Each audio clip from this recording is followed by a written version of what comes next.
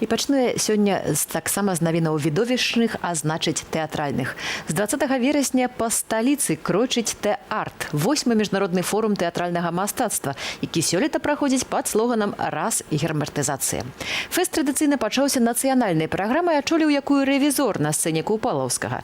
Крытыкі ж адзначылі візуальную новую зямлю берасцейскага тэатру «Лялек» у пастаноўцы Александра Янушкевіча, а таксама музычную пастаноўку «Дарожка», таксама з Берасці. Суаўтарам «Дарожкі» можна смела лічыць лідара этнагурта «Троіца», галоўнага музычнага шамана краіны Івана Кірчука. Што ж яшчэ было і што чакаецца ў сёлетнім Тэ-арце, разбіралася Настасья Хралович. Свята зноў прыйшло на вуліцу аматараў тэатру. У Менску распачаўся міжнародны фестываль «Тэ-арт». Не одупляют в Facebook, там какие-то лайки странные. Паводле традыцыі гледачоў чакаюць пастаноўкі з краінаў суседак, лекцыі, сустрэчы, дыскусіі ды найлепшыя беларускія спектаклі мінулага сезону. Іх сабралі ў катэгорыі «Беларус Open», якую распачаў рэвізор Мікалая Пенігіна. Яшчэ адной цікавосткай тэату стала п'еса маладога драматурга Андрэя Іванова «З училища».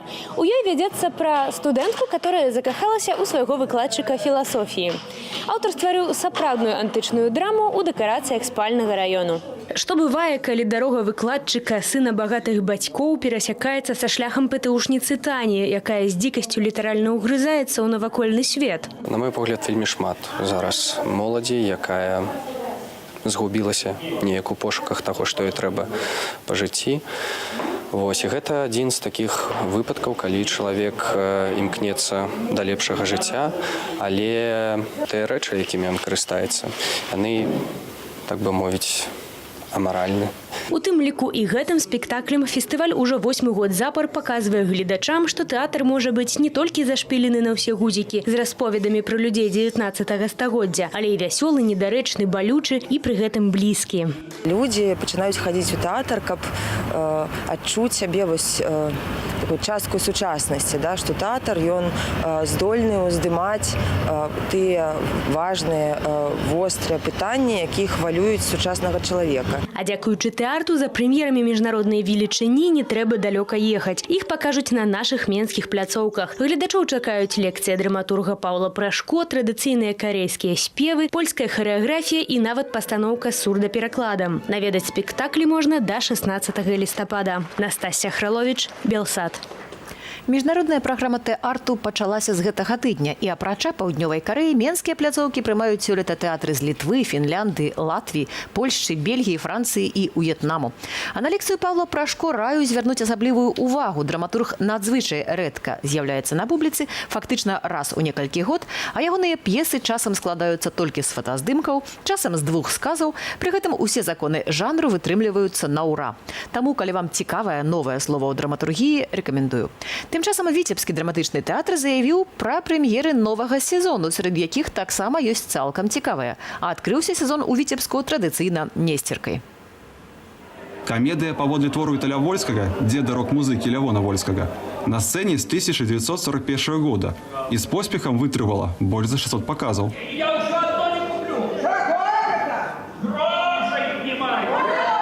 З навінак сёлета музычны спектакль «Пепі» паводле Астрид Лінгрен, часам скрыпка паводле Франсуаза Саган, фабрычнае дзяўчо Александра Володіна і ціхі шоргат сыходзячы кроку Дмітрая Багаслаўскага. А 21 лістапада, у дзень народзінаў тэатра, на віцебскую сцэну вернецца Сымон Музыка Якуба Коласа у пастаноўцы Міхася Краснабаева. Будучы акторам, мастацкі кіраўнік тэатра сам выконваў ролю Сымона Музыкі на гэтай жа сцэне 30 год таму.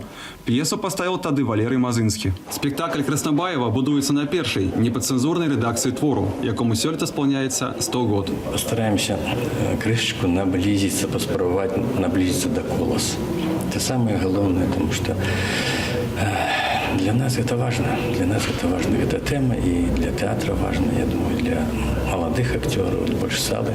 Цэнзура прыбрала тады рэлігійныя моманты, якія, на думку рэжысёра, п'есу ўзбагачаюць. Сымон Музыка ў пастаноўцы Мазынскага не пабіў рэкорду несцеркі, але трымаўся на сцэне больш за 10 год. Ці надоўга прыйдзе новы Сымон, вырашаць нам. Бо, як вядома, за спектаклі гледачы галасуюць нагамі, прыходзячы на іх. Віктор Старавойтаў, Белсад. І нарешті, коли ви любите театр і опинитеся у Беластоку, то там до 20 вересня проходить фестиваль накірунак «Усход». Показы спектаклю з Польшчы з акцентом на Падляшша, з Украины, Літвы і Беларусі. Гонар нашай краіны бароніць там гарадзенскі драматычны тэатр з пастаноўкай «Палявання на пацукоў» ды «Тры Жизелі» Рэспубліканскага тэатру беларускай драматургіі. Уваход на паказы ў рамах фестывалю бясплатны. Тым часам перадаю слова Вользе Васильевай, якая ў Магілёве наведала выставу «Арт-Абсяг». Гэта зрэз дасягненняў усіх мастакоў в обласці. І хоць магілёўская філія Саюзу мастакоў самая малая ў краіне, толькі 26 сяброў, традыцыйная творчая справаздача налічвае ажно 70 твораў у абсалютна розных жанрах. Замест традыцыйнай тэхнікі магілёўскі мастак Юрый Несцярук выкарыстаў камп'ютарную графіку разам з акрылавымі фарбамі і стварыў калаж, прысвечаны беларускаму герою Костасю Куліноўскаму. За спінай у мяне праца Юрыя Несцярука. Ён стварыў гэты твор, гэта калаж. На сённяшні дзень усё дапушчальна ў сучасным мастацтве. Не абавязкова мастак павінен пэндзаль мачаць у фарбу і наносіць на палатно. На выставе «Арт-Абсяг» мастакі Магілёвай вобласці паказваюць плён сваёй творчасці за год. Працы вельмі розныя, як і досвед саміх творцаў. Сярод нас ёсць мастакі, якія і аб'ехалі ледзь не палову свету. І, безумоўна, яны прывозяць з сабой новыя тэндэнцыі. Новая хваля сутыкаецца тут са старою, акадэмічнай школай, прыхільнікі якой традыцыйна ставяць на вострыя сацыяльныя тэмы. Напрыклад, рыбіна, да якой прыстала смецце, як метафора праблемы экалогіі. Это как бы происходит во всем мире. Я протестую против этого, поэтому я вот такую композицию придумал. Выстава «Арт-Абсяг» – гэта багаты зрэз таго, чым жывуць, чым дыхаюць сённяшнія магілёўскія мастакі. Наведаць выставу можна да 14 кастрычніка ў выставачнай зале гораду. Ольга Васильева, Магілёў. А скончу я музычнай тэматыкай яшчэ адным анонсам. Звярну увагу гурманаў на прэзентацыю ў сталічнай філармоніі новага альбому згаданай ужо сёння троіцы. 7-й альбом гурта «Цар Агонь» складаюць 10 трэкаў на думку крытыкаў камернага і ледзь не інтымнага настрою. У параўнанні з папярэдняй зімачкай, зрэшты, зімачку троіца выдала ў 2011 годзе. І хоць гэта і не такая вялікая паўза, як бывае у музыкаў, але таксама значная. Таму прэзентацыю 27 верасня ў філармоніі варта не прапусціць. Ой, ты ведаеш, я вось часам, калі думаю я вось слухаю, калі збоку сяжу так і слухаю расповеды пра ўсе культурныя падзеі, часам думаю, вось як было б класна, калі кіну журналістыку, не займацца нічым, толькі каб было на што жыць, і хадзіў бы папросту на адныя культурныя імпрэзы. Ну, все культурныя імпрэзы, я зрэшты гэта падкрэсліваю, заўжды адбываюцца пасля 19 вечара. Пераважна іх большасць. Таму спакойна можна сумяшчаць гэта з працай і проста ўспрымаць як актыўны адпачынак, а не вось такое сядзенне на канапах, як мы любім. Паслухай, ну ўжо 21 гадзіна. Мы ўжо не паспелі на цэлы шэраг мерапрыемстваў. Паслухай, у нас літаральна хвіліначка застаецца. У мяне просьба да цябе. Вось ад сябе, ад усіх журналістаў, якія працуюць дапазна. Выкарыстоўваць службовае становішча. Можаш ты дамовіцца з творцамі, каб яны імпрэзы ладзілі і пасля 9 вечара? Канешне, канешне. Заўжды самае цікавае гэта тое, што называецца джэмам альбо трэцім аддзяленнем, калі ідзе імправізацыя.